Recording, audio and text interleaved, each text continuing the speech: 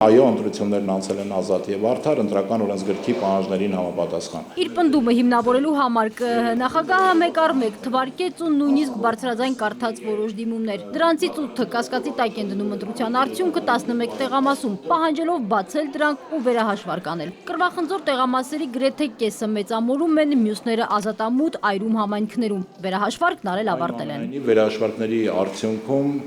ուրեմն չնչին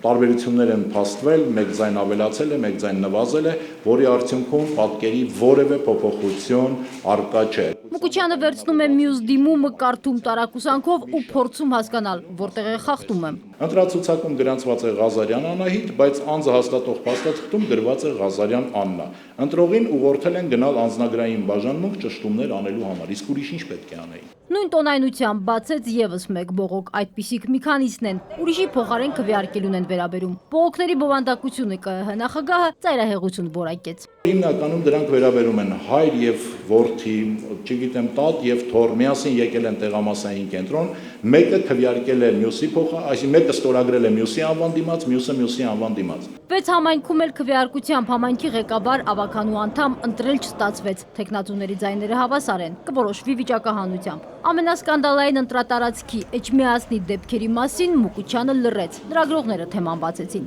Տեխնատուներից մեկը հիվանդանոցում էր։ Դա ընտրությունը դադարեցնելու հիմք չէր։ ԿԸՀ նախագահը բռնությունը դատապարտում է, բայց ընտրական օրենսգրքում քվեարկությունը կասեցնելու հիմք չի գտնում։ Իրավական հիմք որպես այդպիսին ընտրությունը չեղարկելու եւ այլն գոյություն չուներ։ 317 համայնքից պրծան անցնում են 373-ին, հոկտեմբերի 2-ին։ 373 համայնքից բացի մրցապայքարի մեջ են նաև Վանաձորում 7 կուսակցություն եւ Գյումրիում 10 կուսակցություն 1 դաշինք։ Տեխնատուներից Վարդևան Գրիգորյանի որդու մահից հետո այս պահին Գյումրիում քարոզարշավ չկա, քաղաքական ուժերն են դադարեցրել։ Տիգրան Մուկուչյանի կանխատեսմամբ կվերականգնեն առաջիկայում։ Շաքե Ղազարյան, Ալբերտ Գալստյան, ժամը լրատվական։